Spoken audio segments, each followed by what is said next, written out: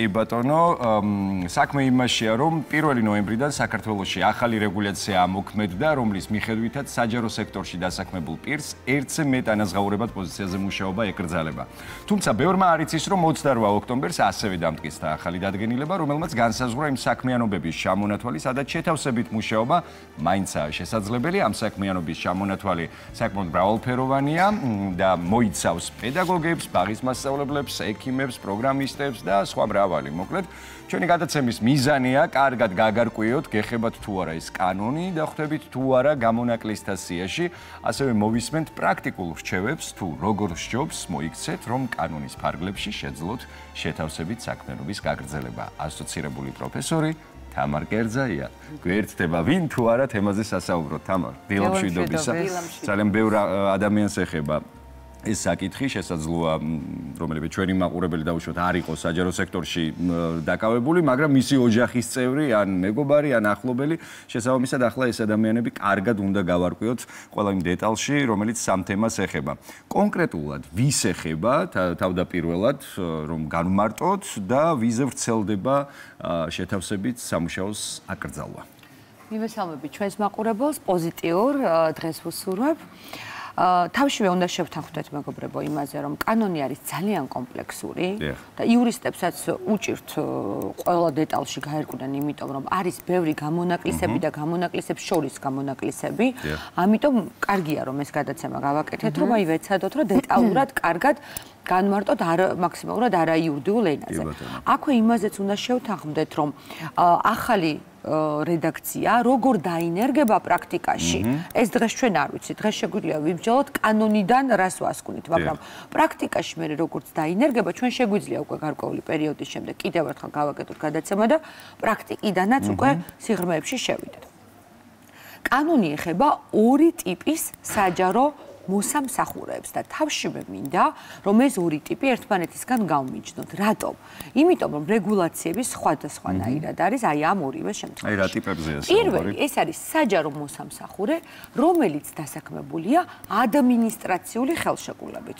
თავშივე ვიტყვით, რომ თუ არ იცით, თქვა საჯარო მოსამსახურე ხართ, მაგრამ არ იცით, ადმინისტრაციული წესით ხართ დასაქმებული თუ შრომითი ხელშეკრულებით, ანუ ადმინისტრაციული ხელშეკრულებით თუ შრომითი ხელშეკრულებით, მარტივად შეგიძლიათ დღესვე კითხოთ HR-ს, მე ვარ დასაქმებული ადმინისტრაციული ხელშეკრულებით თუ შრომითი ხელშეკრულებით. ანუ ამის გარკვევას არ ჭირდება ჩვენ უპირატესობებია. აი ზუსტად ამას გეტყვით. რომელი მეტად მომგებიანი.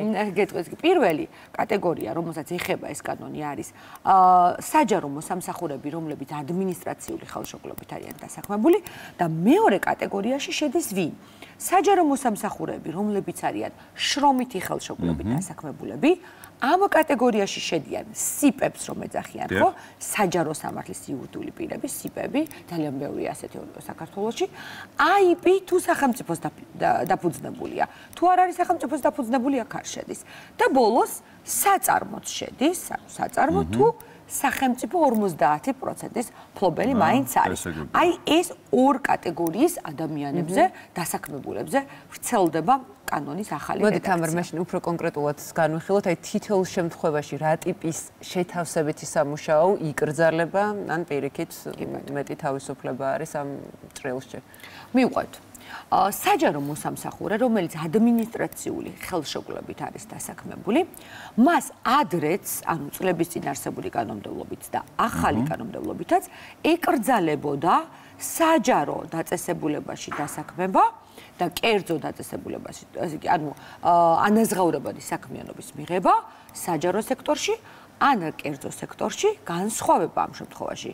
ერთ-ერთი მთავარი განსხვავება წინა რედაქციას და ახალ რედაქციას შორის გახავთ რა მეგობრებო, რომ წინა რედაქციით საჯარო მოსამსახურეს ადმინისტრაციული ხელშეკრულებით დასაქმებულს შეეძლო იმავე დაწესებულებაში, იმავე საჯარო დაწესებულებაში შეთავსებით დასაქმებულიყო, რასაკვირველია ხელმძღვანელის თანხმობით. ხოლო ახალი რედაქციით მას უფლება არ აქვს არც იმავე დაწესებულებაში, იმავე საჯარო დაწესებულებაში დასაქმდეს შეთავსებით და არც სხვა საჯარო დაწესებულებაში. ეხლა გამონაკლისი. გამონაკლისი გახლავთ სამეცნიერო, შემოქმედებითი და პედაგოგიური საქმიანობა. კერძოდ აი ამ სამი საქმიანობით ვინც არის პირი დასაქმებული, ადრინდელი კანონითაც და ახალი რედაქციითაც მათ შეეძლოთ ანაზღაურებადი სამუშაოზე დასაქმებულიყო, ანუ ანაზღაურება მიიღოთ ამ სამი სფეროსგან. განსხვავება რა გვაქვს?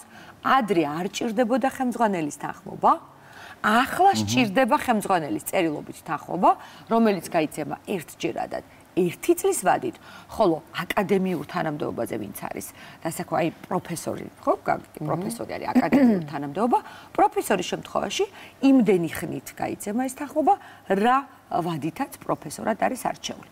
ახლა შევეხოთ მეგობრებო მეორე კატეგორიას.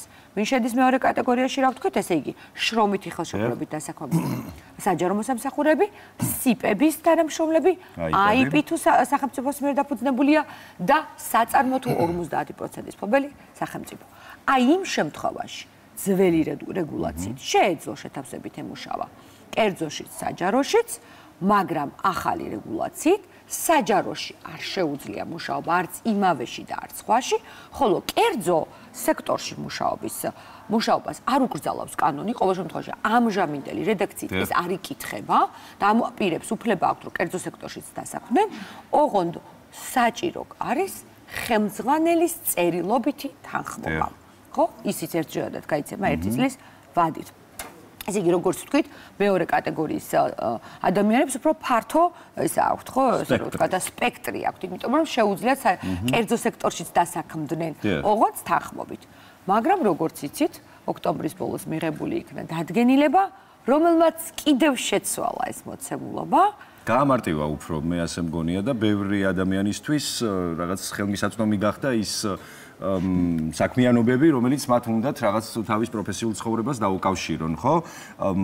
გამონაკლისებზე აქვს უკვე საუბარი, ძალიან საინტერესოა ბევრმა ჩვენმა მაყურებელმა და ბევრმა ადამიანმა სწორედ ამ დადგენილების შესახებ არ იცის და ამ გამონაკლისების შესახებ არ იცის, ვის შეუძლია შეთავსებით სამუშაოს გაგრძელება. თამარ, უფრო კონკრეტულად რომ გითხრათ და ვინ ხვდება აი ამ გამონაკლისთა სიაში? კი ბატონო.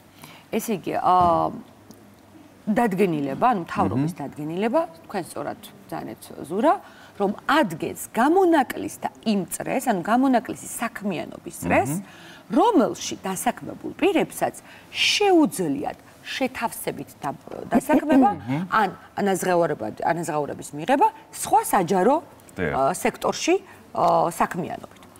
თავშივე უნდა ვთქვათ, მეგობრებო, რომ კანონი ყოველ შემთხვევაში, ესე იგი დადგენილება ასე განმარტავს, რომ ეს დადგენილებაო ეხება მხოლოდ ამ დადგენილებაში ჩამოთვლილ საქმიანობებსო, ვინც შრომითი ხელშეკრულებით არის დასაქმებული, ანუ საჯარო სექტორში, ასე იგი საჯარო მოსამსახურე, რომელიც შრომითი ხელშეკრულებით არის დასაქმებული და ამ დადგენილებით ჩამოთვლილია, მეგობრებო, ძალიან ფართო წრე გამონაკლისებისა. ამაში შედის განათლების სექტორი. ჯანდაცვის სექტორი, რა თქმა უნდა, ტექნოლოგიები, ხო, ანუ პროგრამისტები, ესენი, ფინანსური სექტორი. ბევრი სექტორი შედის, ამიტომ ჩემი, ესე რომ ვთქვათ, რჩევა იქნება ყველა მოქალაქის მიმართ, რომელიც ახლა გვიყურებს, თუ ხო პროდიუსერს რომ თუ არის შესაძლებლობა ამ კანონის დადგენილების დასახელება ეკრანზე რომ ვაჩვენოთ, იმიტომ რომ გრძელი დასახელებით არის ეს დადგენილება, მთავრობის დადგენილება გახლავთ, რომელიც ადგენს იშვიათი საქმიანობების, აი გამოჩნდა იმ საქმიანობების, ანუ ფუნქციების განსაზღვრას, რომელთა განმახორციელებლებს პირებსაც უფლება აქვთ შეთავსებით შეასრულონ ანაზღაურებადი სამუშაო. ძალიან მარტივად არის შიგნით განმარტებული, რომელ საქმიანობებს ეხება, ამიტომ მე პირველ რიგში ურჩევ ჩვენს მაყურებლებს, რომ აი ეს ინტერნეტში აკრიბონ ზუსტად ეს, რასაც ხედავენ ეკრანზე, ნახონ თავიანთი საქმიანობა თუ შედის ამ გამონაკლისებში, საკმაოდ ბევრი გამონაკლისი, ახლა ყველაფერი რა თქმა უნდა არ არის ჩამოთვლილი, მაგრამ დიდი წრე არის გამონაკლისების და შესაძლოა მათ აღმოაჩინონ თავისი თავი ამ დადგენილებაში და ეს რას ნიშნავს? თუ ისინი თავის თავს აღმოაჩენენ ამ დადგენილებაში, ნიშნავს, რომ ისინი გამონაკლისში ხვდებიან, ანუ მათ უფლება აქვთ საჯარო სექტორშიც იმუშაონ, იმავეშიც და სხვაშიც, ოღონდ რა თქმა უნდა, ხელმძღვანელის თანხმობთ. განცხადების საფუძველი. აი საკმაოდ ხო ესე ცოტა რთული რა გაგებით, ანუ იურიდიული თვალსაზრისით ცოტა ესეთი ბევრი დებულებებისგან. პრინციპში ხელმძღვანელის კეთილნებაზეც არის გარკვეულწილად ჩვენი შრომითი ხელშეკრულება და თავარი განსხვავება, ანუ კიდევ ერთხელ საჯარო სექტორში, სხვა საჯარო სექტორში მუშაობა ადრეც ეკრძალებოდა საჯარო მოსამსახურეს. ხო? ადრეც ეკრძალებოდა. იმავეში არ ეკრძალებოდა. ეხლა იმავეშიც ეკრძალება, მაგრამ რაც შეეხება სხვა საქმიანობებს, აქ მთავარი განსხვავებელი არის ის, რომ ხელმძღვანელის წერილობითი თანხმობა გახდა საჭირო. აი თუნდაც პედაგოგიური შემოქმედებითი და ესე იგი სამეცნიერო საქმიანობის განხორციელებისას ადრე შეეძლოთ განახორციელებაც, ახლაც შეუძლიათ განახორციელონ, მაგრამ რეალურად საჭიროა ხელმძღვანელის წერილობითი თანხმობა. ეხლა ჯერ კანონი ახალია, თვითონ ამ ხელმძღვანელებაც არიციან, კარგად ვთქვათ, ერკვევიან თვითონაც გარკვევის პროცესში არიან, ანუ რაზე გაიცემა თანხმობა, როგორ გაიცემა და ასე შემდეგ დადგენილებით დაწესებული გამონაკლისები, პროცესია. ეხლა ლაგდება ეს საკითხი, ალბათ რამდენიმე თვეში კიდევ უფრო ცალსახად გამოჩნდება ამ კანონის რეგულაცია, მაგრამ დღეს რასაც ვკითხულობთ ამ კანონიდან, ამის მიხედვით და შესაბამისად ის რაზეც ჩვენ ვიმსჯერეთ. უბრალოდ ხაზი რაც მინდა, გავუსვა, როდესაც ორი კატეგორია გამოვყავი. რატომ გამოვყავი? იმიტომ რომ კორუფციის შესახებ კანონი ამბობს, რომ ესე იგი საჯარო მოსამსახურეო, რომელსაც ამ კანონით ვეხებითო, იგულისხმება ადმინისტრაციული წესით დასაქმებულიო და ცალკე არეგულირებს უკვე იმას, რაც ჩამოვთვალეთ. აი, ეს გვაძლევს ამ დასკვნას. ნუ გამონაკლისებზე ჩვენ ბუნებრივია ვსაუბრობთ და ნუ გამონაკლისი ის არის, რაც წესის არსებობასაც გულისხმობს, მაგრამ რა ხდება იმ შემთხვევაში, თუ ამ წესს ჩვენ ვარღვევთ და ამ ერთგვარ ახალ სტანდარტებს არ ვემორჩილებით. აი ეს ნამდვილად არის ესე ვთქვათ, საკმაოდ ისეთი მსუყე სანქცია, შეიძლება ასე დავარქვათ.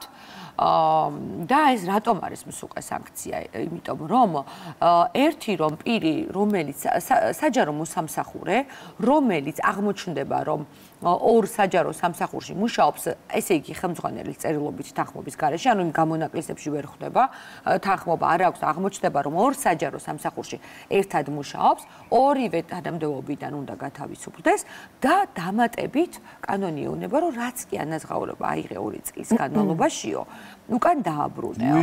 ხო, აი ეს რა თქმა უნდა ძალიან მძიმე ამბავია, იმიტომ რომ 2 წლის განმავლობაში რაც მივიღეთ, ესე იგი ანაზღაურება, ხო ამას კაცრია, ალბათ ყველა ხარჯავს, ხო ამ ანაზღაურებას ეხლა ესე რომ ვთქვათ, არ ინახავს არავინ, ხო, გაყინულად და ეხლა დახარჯული თანხის უკან დაბრუნება, მაგრამ აქ რაც მინდა იცი ხაზი გაუსვა, ეს სანქცია საჯარო სამსახურზე მიუთითებს. ახლა ვნახოთ, მე ვერ ვიტყვი გადაჭრით, როგორ საბოლოო ჯამში როგორ გადაწყდება ეს საკითხი, მაგრამ თითქოს კერძო სექტორში დასაქმებაზე ამას არ ამბობს, უკან დაბრუნების ვალდებულებას, მაგრამ მოდი ამაზე ცალსახა პასუხს ნუ ვიტყვით დღეს. დაველოდოთ პრაქტიკას, მოდი რომ მოსახლეობას სწორი ინფორმაცია მივაწოდოთ, რაცაც ცალსახად ხას უსვავს, კორუფციის შესახებ კანონი არის ის, რომ თუ ორ საჯარო სამსახურში, ან იმავე საჯარო სამსახურში ორ შეთავსებით პოზიციაზე მუშაობს პირი, ასეთ შემთხვევაში გათავისუფლდება თანამდებობიდან და 2 წლის ანაზღაურებას დააბრუნებს. თუმცა ხა გულწრფელად რო გითხრათ, მარტო საჯარო სამსახურზე თუ გავცელდა, ისედაც ხა საჯარო სამსახურში მუშაობას ადამიანი ხო ვერ დამალავდა, არც დამალავდა, ალბათ. ხო ხა შეიძლება არ გამოაჩინო, თქვათ, კერძო საქმიანობა, იქ შენთვის რაღაცა პატარა ბიზნესი გაქვს, იქ რაღაცა შენი პატარა რაღაცას აკეთებ, იქ რაღაც დამატებით ბავშვებს ამზადებ სიტყვაზე, რაღაც ეს შეიძლება არ გამოაჩინო, მაგრამ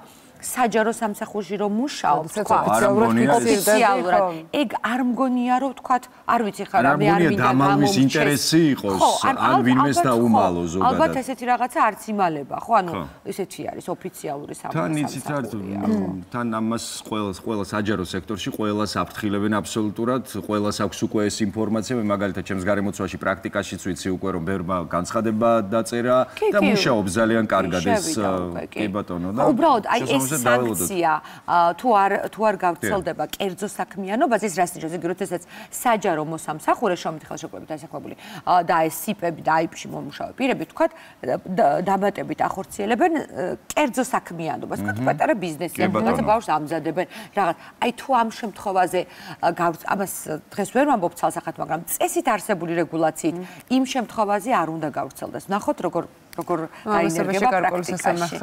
პრაქტიკას დაგროვდება, წამოგვეწევა და ჩვენს უფრო კონკრეტულ საუბრობთ. ჩემს მილცენს,